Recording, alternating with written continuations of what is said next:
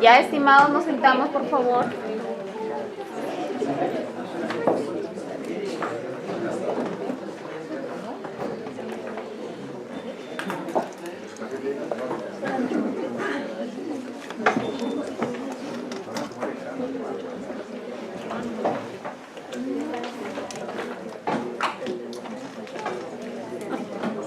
Bien, vamos a retomar, espero no seguir aburriéndolos más, sé que están cansados, un poquito más de esfuerzo, ya falta poco, ya vienen también con los casos, creo que esto se va a volver un poco más fructífero para ustedes, va a ser más interesante, lo van a aprovechar más.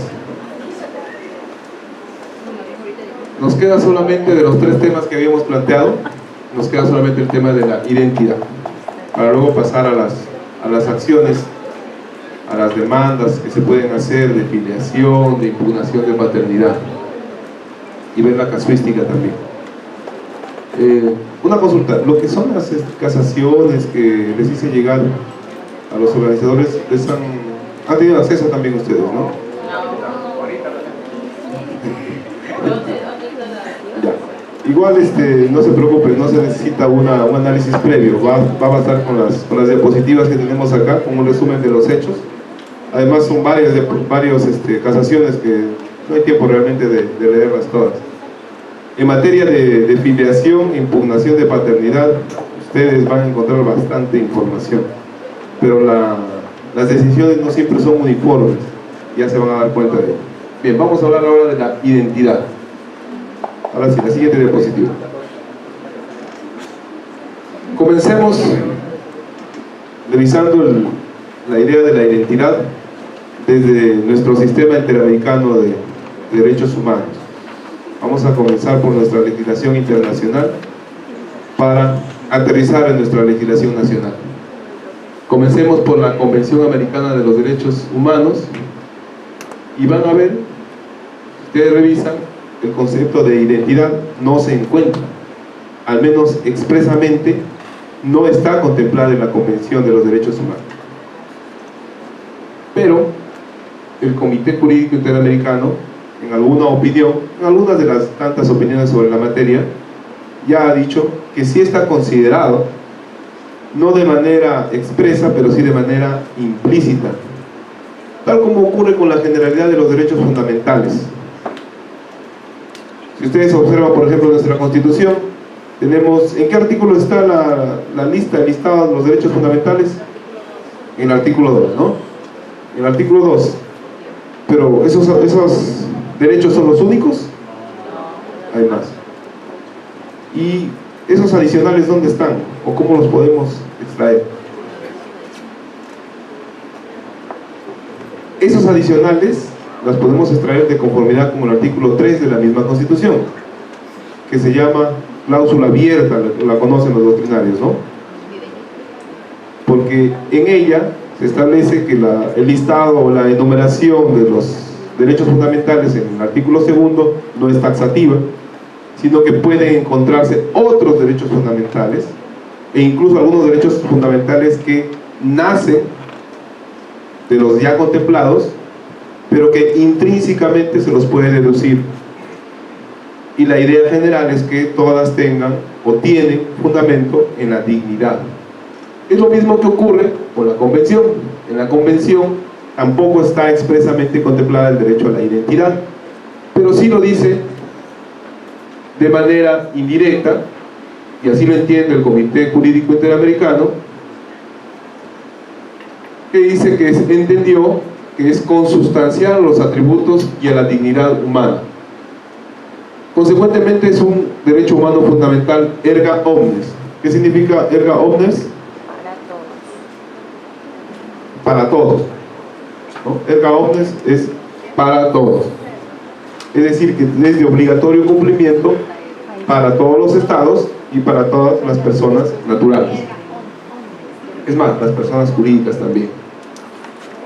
Y en esta convención se ha incluido el derecho al nombre, el derecho a la nacionalidad, el derecho relativo a la protección de la familia, que son derechos que se relacionan o que tienen su confluencia en el derecho a la identidad. Siguiente.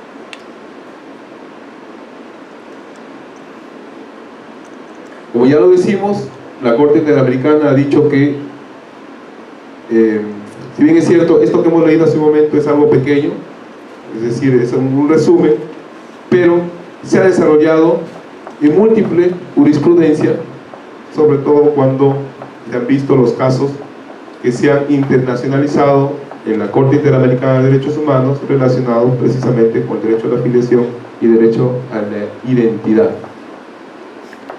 Entonces, ¿cómo lo conceptualiza la misma Corte Interamericana? Ya no la Comisión, ya no el Comité. Nosotros sabemos que en el Sistema Interamericano de Derechos Humanos, ¿qué tenemos?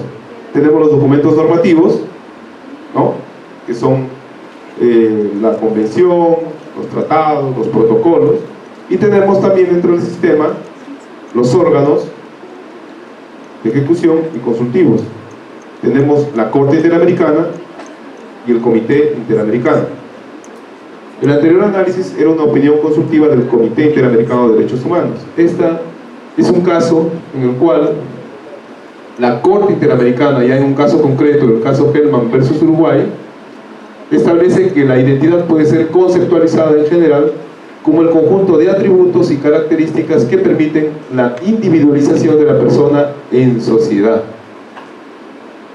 ¿Sí? ¿Se dan cuenta acá que va más allá de lo biológico, ¿no? Nos habla de la individualización de la persona en la sociedad. En tal sentido comprende varios otros derechos según el sujeto de derecho de que se trate y las circunstancias del caso. Eso lo vamos a ver con mayor detalle en las siguientes diapositivas. Entonces vamos a partir de que la idea de la identidad está o confluencian en este derecho dos aspectos, ¿no? La identidad estática y la identidad dinámica. Estoy seguro que lo han escuchado. Si no han ahondado de repente en la investigación sobre cada uno de ellos, sí lo han escuchado. Pero la identidad estática está relacionada con la identificación, la fecha de nacimiento, nombre, apellido, estado civil. Es lo que dice nuestra Sala Constitucional en una de sus jurisprudencias del año 2010. Y el aspecto dinámico es mucho más amplio, ¿no? No tiene que ver ya con eso que viene uno con su carga genética, con los rasgos, con las características heredadas de nuestros progenitores, nuestra identidad biológica, sino que va más allá. El aspecto dinámico está referido a que la persona conozca cuál es su específica verdad personal.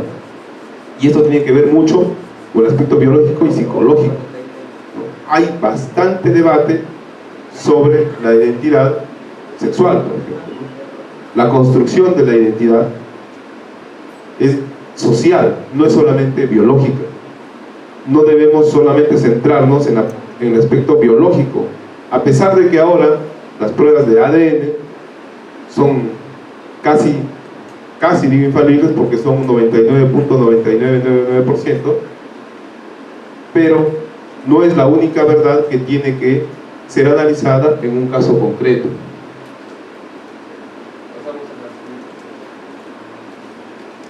Bien, entonces, con mayor detalle, miren, la identidad estática comprende aquella realidad biológica o genética de la persona humana.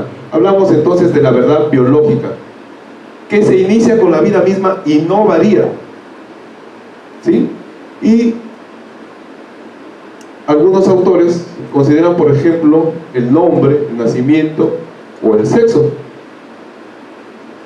pero no necesariamente es así en algunos casos. Por ejemplo, el nombre, hemos visto, puede ser cambiado. Y hablando de los aspectos sexuales, de identidad sexual, podemos recordar un caso, no tengo ahorita en la memoria el recuerdo del caso concreto, pero es uno de Trujillo, de una persona que consigue cambiar en su DNI el nombre, no por razones de afectación al honor, a la reputación o por homonimia, sino que lo hace por su identidad sexual. No sé si han escuchado el caso de Mañuca, ¿no? Es un caso conocido en el cual el nombre, a pesar de ser considerado como parte de la identidad estática o biológica, puede modificarse, incluso por razones de identidad más que de afectación al honor. Y hay un expediente, eso lo anoto acá como dato adicional, que se dio en Arequipa, una sentencia del 5 de enero de este año, donde por primera vez en el Perú se da la posibilidad de que se establezca un cambio de sexo en el Documento Nacional de Identidad. Naturalmente no vamos a decir los nombres de las personas, se guarda reserva, pero lo que sí se consigue con esta sentencia es que se modifica la letra M de masculino por la letra F de femenino. Esta es una sentencia de un juzgado civil de Arequipa. ¿Y en qué se basa? Se basa en anterior jurisprudencia del Tribunal Constitucional, que ya analiza la construcción de la identidad desde el punto de vista dinámico, ¿no? Cómo se siente una persona, cómo es que una persona se identifica a sí misma, ¿no? Cómo es que una persona se siente a sí misma y cómo es que quiere mostrarse ante los demás. Cómo es que este tema de la homosexualidad o bisexualidad o la opción sexual ya no es considerada ahora como una enfermedad, aunque hay una sentencia anterior del Tribunal Constitucional, muy criticada por cierto, que había establecido que según documentos médicos el homosexualismo estaba considerado como una patología, y si era una patología era una anormalidad médica y por tanto era pasible de tratamiento, ¿no? Pero posteriormente, afortunadamente, se cambió esta forma de pensar y se ha establecido que la opción sexual no es ninguna patología, sino que es una construcción. Ahora, si es desde el nacimiento o es por la sociedad o por las consecuencias de la interrelación con los miembros de la sociedad, ya es un debate aparte, ¿no? Un debate más que jurídico, médico, pero que tiene obviamente trascendencia con el derecho.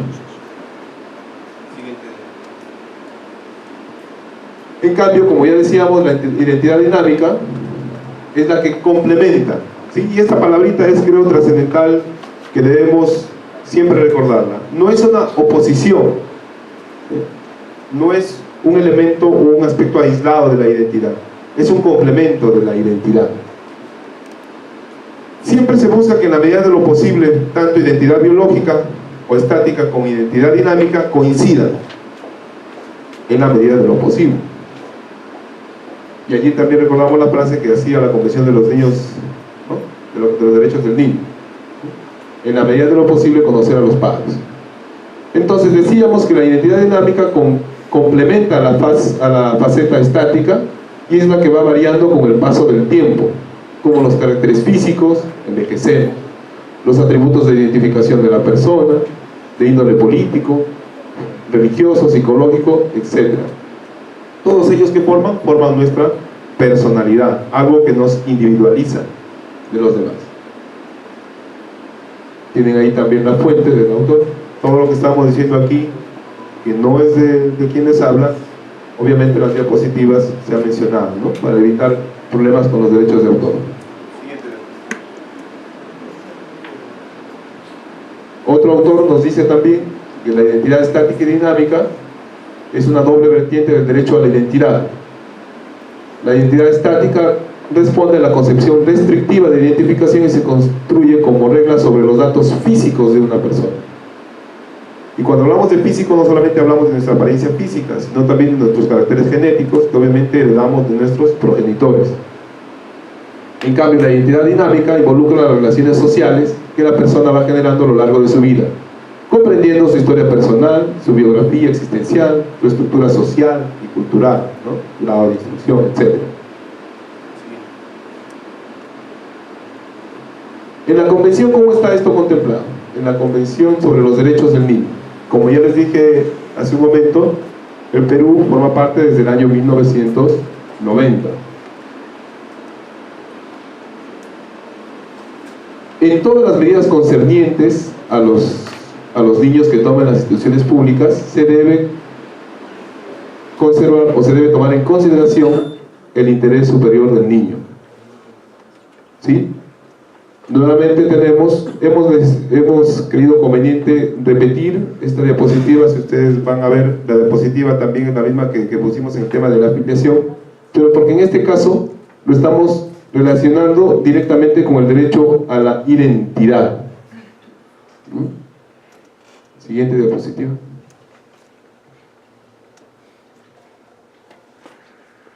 La vamos a leer porque en realidad es otras formas de manifestar o de decir lo que ya hemos venido señalando. Desde el punto de vista estático, la identidad filiatoria está constituida por el dato biológico, la procreación del hijo, y esto conforme al artículo 7 de la Convención. Mientras que desde el punto de vista dinámico, presupone el arraigo de vínculos filiales, asumidos recíprocamente aceptados por padres e hijos en el contexto de las relaciones familiares. Y esto es de acuerdo al artículo 8 de la Convención. Tenemos que la identidad filiatoria muchas veces no es el correlato del dato biológico determinado por la procreación, sino que va más allá. Y siempre tenemos que asumir que se deben resolver los casos en virtud del interés superior del niño.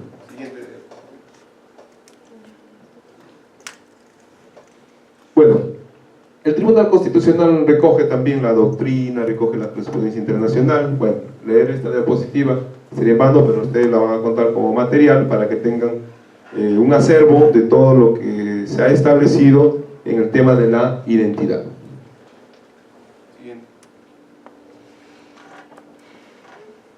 El principio del interés superior del niño del que estamos mencionando. Miren, yo he puesto acá alguna información sobre lo que significa el principio del interés superior del niño.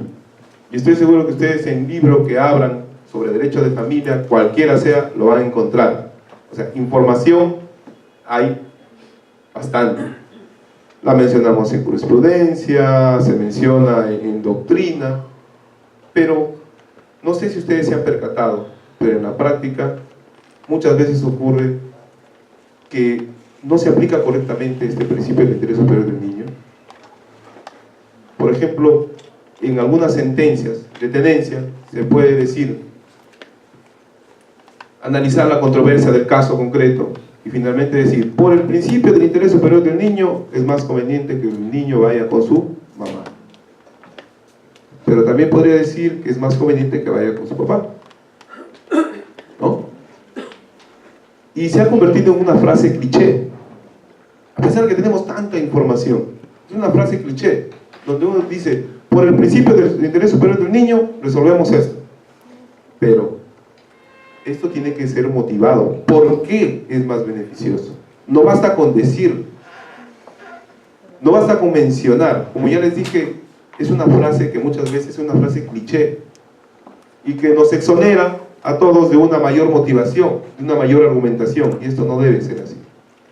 Incluso en la Corte Suprema, cuando se analizan temas de identidad y de filiación, ¿cuántas veces he escuchado que por el principio del interés superior del niño se va a tener en cuenta la identidad biológica y en otras ocasiones se ha dicho la identidad estática? Y ambas en principio del interés superior del niño. En muchos casos, obviamente, porque es necesario según el caso concreto, y en otros casos se ha ocurrido identidad de hechos y que se ha resuelto de distinto modo, ¿no?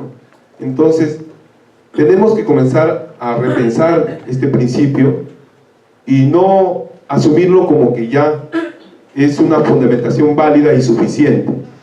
En la práctica judicial, yo entiendo que a veces por la carga procesal, nuestra motivación de resoluciones, autos o sentencias, la incluimos, pero muchas veces sin mayor carga argumentativa.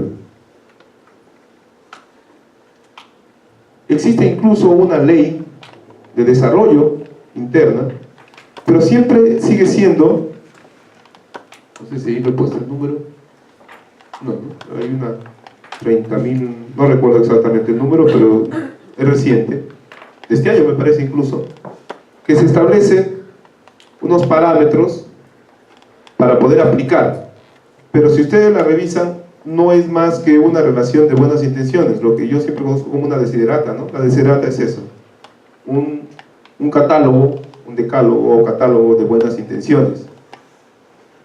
Deberá tomarse en cuenta la opinión del niño, deberá apoyarse con la evaluación psicológica, deberá tomarse una recabarse la opinión del niño con mecanismos adecuados, con el apoyo del profesional competente, deberá apoyarse en trabajadora social, ¿no? Pero son solamente pautas genéricas, pero al final el trabajo del actor jurídico es realmente motivar este aspecto.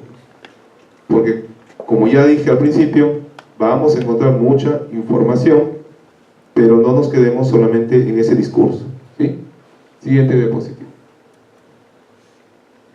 Ahora sí hemos terminado esta parte teórica, bases teóricas de todo lo que es la filiación, y vamos a pasar a conocer algunas acciones que nacen de estos conflictos entre el derecho de los hijos a conocer a sus padres y el derecho a la intimidad, o el derecho de los padres también a que se los excluya de algunas obligaciones.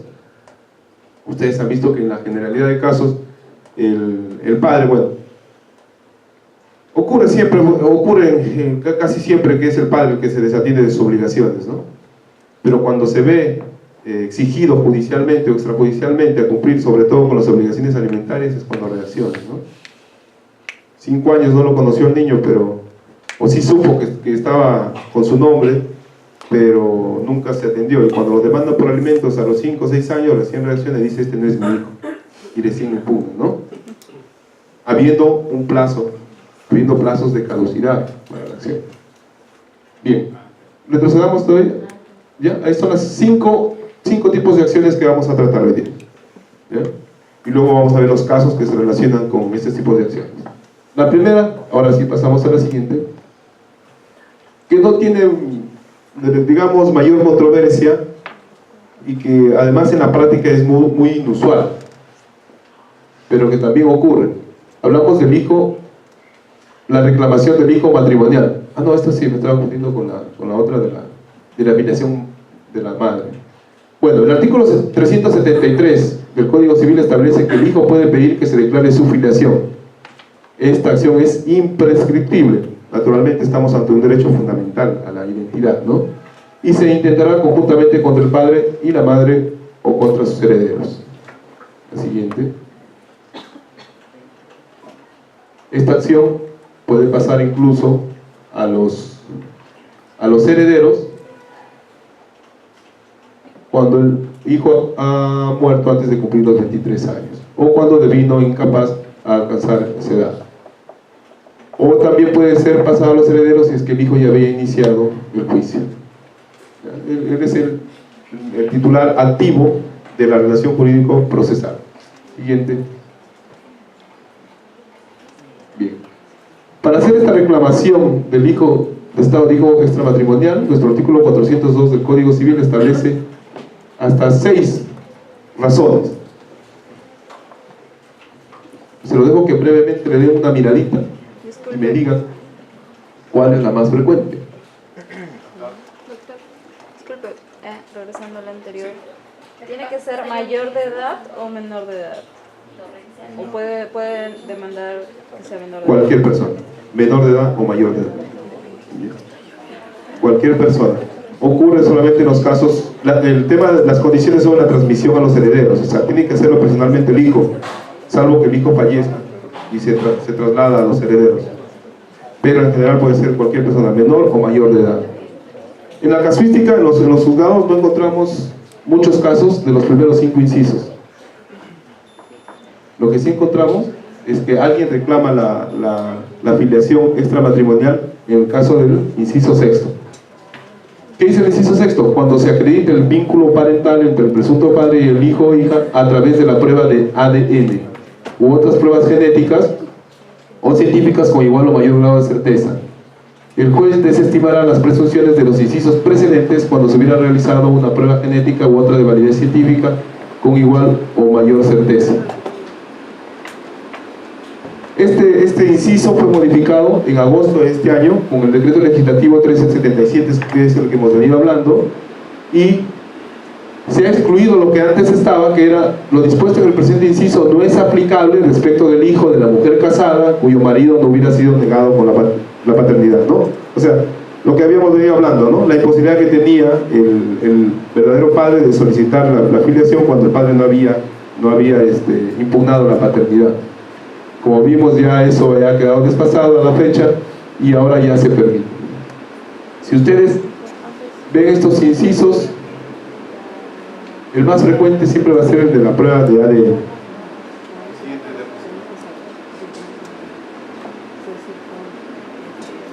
Esta acción le corresponde solo al hijo, pero también puede hacerlo la madre, aunque sea menor de edad, y puede realizarla en nombre del hijo durante la minoría de este. El tutor o el curador requiere de autorización del Consejo de Familia. Siguiente diapositiva. Miren, del artículo 402 que señalamos varias causales por las cuales se puede hacer la reclamación de hijo extramatrimonial, el inciso sexto de la prueba de ADN tiene un trámite especial, que creo que todos ya la manejan, pero solamente el inciso sexto, del primero al quinto, tiene un trámite conforme al Código Civil, pero el sexto inciso se regula por la ley 28.457, que es la ley de filiación. Incluso para este caso específico, miren, para el artículo 402, del 1 al 5 es competente el juez de familia, pero en los casos del inciso sexto, el juez competente es el juzgado de paz de Traba. Hablamos del proceso de filiación que todos conocemos y que cuántas veces se ha publicitado en los medios de comunicación como que es un avance para conseguir una filiación o un reconocimiento mucho más rápido. Recordemos en qué consiste esta norma brevemente. Una persona, puede ser el mismo hijo o puede ser la madre en su representación, acude al juez de paz para solicitar que se declare la filiación respecto del presunto progenitor. Inclusive existe la modificatoria de que ahora puede incorporarse la pretensión de alimentos. Se acumula la pretensión de alimentos a la de filiación. Es notificado el presunto padre y tiene 10 días para oponerse. ¿Cuál es la única condición que tiene para oponerse? Es que se someta a la prueba de ADN. Pero si no dice nada en su rebeldía, automáticamente se consigue la declaración de paternidad. Se ha cuestionado quizás que aquí se está vulnerando el derecho de defensa de la parte, ¿no? Porque digamos que es un emplazado que no cuenta con los recursos económicos suficientes, o no tomó conocimiento por cuestiones particulares, pero formalmente sí fue bien notificado. Digamos, una persona que acostumbra vivir en Lima, pero su DNI nunca lo cambió, vive en Chiclayo, fue notificado en la dirección que aparece en su DNI, él nunca se enteró, pero ya tuvo la afiliación. Se ha cuestionado entonces este aspecto, pero como siempre hay que hacer en estos casos, como se ha dicho hace un momento, hay que hacer una ponderación. Se está restringiendo el derecho de defensa de la parte emplazada. ¿Por qué? Porque se le está diciendo, tú solamente puedes oponerte si te sometes a la prueba de ADN, no tienes otra opción. Si no te sometes a la prueba de ADN, eres el padre. Se le restringe este derecho, pero se está dando prevalencia, privilegio al otro derecho fundamental, que es el derecho a la filiación, el derecho a la identidad del niño. Y aquí viene, sobre todo en el caso de los niños, ¿no? Y aquí viene, sí. ¿Es verdad que es el Estado el que paga el examen de ADN? No es cierto que el Estado pague las pruebas de ADN. A ver, el pago siempre, o el laboratorio que realiza, siempre es un laboratorio particular. Tenemos un solo laboratorio que es estatal, que es el del Ministerio Público, de la División Médico Legal, pero ellos tampoco lo hacen gratuitamente. A la empresa privada no le podemos exigir, por más que el Estado quiera, hay otros derechos involucrados, ¿no? El derecho a la empresa, la libertad de contratación, no se le puede exigir al Estado. A la división médico-legal tampoco, porque ellos tienen laboratorios que tienen que sustentar también económicamente, porque no es una prueba, bueno, ahora el costo ha bajado, ¿no? Pero igual tiene un costo. Pero yo tramité, recuerdo alguna vez, un caso en el cual la parte me solicitó que por favor se hiciera gratuitamente por medio del laboratorio de la división médico-legal, ¿ya?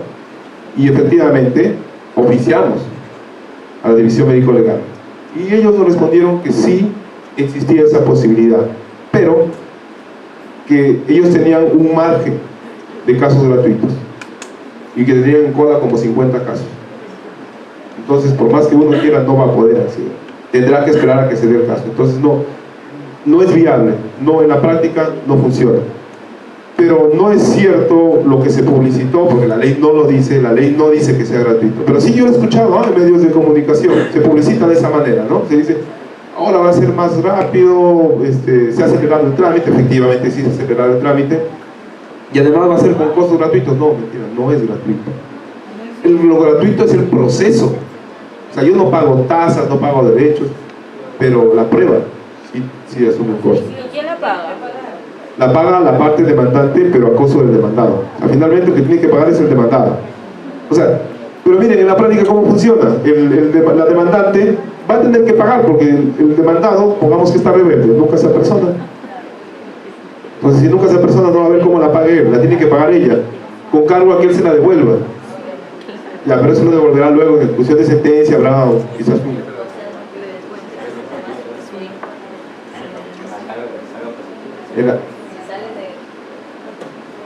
Bueno, ya eso ya depende de la persona cómo piensa las cosas. Bien, entonces decíamos que, bueno, ese era el resumen del trámite, ¿no? Ese era el resumen del trámite de esta ley. Pero en el caso de la práctica de la prueba de ADN, siguiente. Lo que les venía diciendo, lo que nos dice por ejemplo Alex Plácido, ¿no? En este caso existe un evidente conflicto de derechos, pretensiones distintas referidos a la filiación. El interés del hijo dirigido a conocer su origen, ¿no? Y el interés del presunto progenitor opuesto a ello, ¿no? Porque de lo contrario le habría accedido directamente al reconocimiento, ¿no? Siguiente diapositiva. Acá Alex Plácido también nos hace la explicación de por qué es que esta ponderación de derechos termina favoreciendo a la persona que solicita su filiación, porque toda persona tiene derecho a indagar su filiación, a conocerla, a emplazarla, a recibir tutela jurisdiccional efectiva, pero dentro de los medios probatorios, del marco de los medios probatorios que implica la violación, que no implique violación inconstitucional de los derechos de la contraparte, que no implique violación inconstitucional de los derechos de la otra parte. Como ya les decía, esta limitación a los derechos de la parte emplazada no resulta inconstitucional, sino que por la ponderación y en virtud del interés superior del niño, es preferible indagar sobre la filiación. Siguiente diapositiva.